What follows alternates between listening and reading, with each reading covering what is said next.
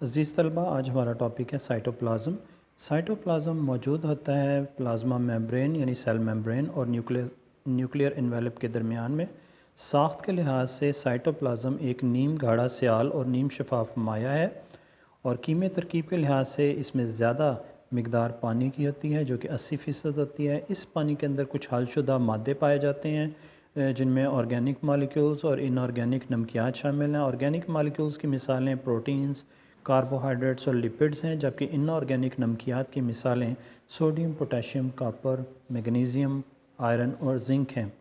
Fail के लिहाज से साइटोप्लाज्म वो जगह है जो ऑर्गेनेलीज़ को जगह फराहम करता है, यानी ये ऑर्गेनेलीज़ के स्टोर हाउस का काम करता है। इसी तरह बहुत से बायोकेमिकल रिएक्शंस हैं जो साइटोप्लाज्म के अंदर वकूफ़ पज़ीर हो रहे होते हैं।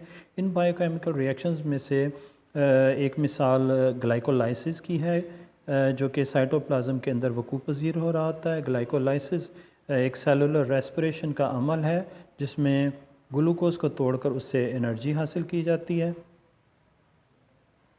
ये देखें, हमने एक सेल की तस्वीर बनाई हुई है।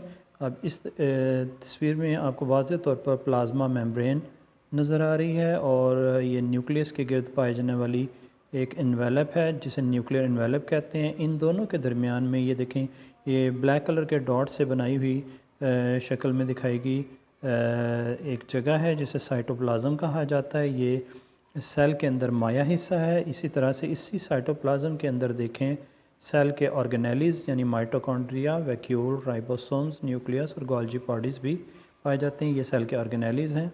उम्मीद है आज की वीडियो आपको पसंद आई होगी और आप इसे अच्छे तरीके से समझ सकेंगे। अपना ख्याल रखिएगा।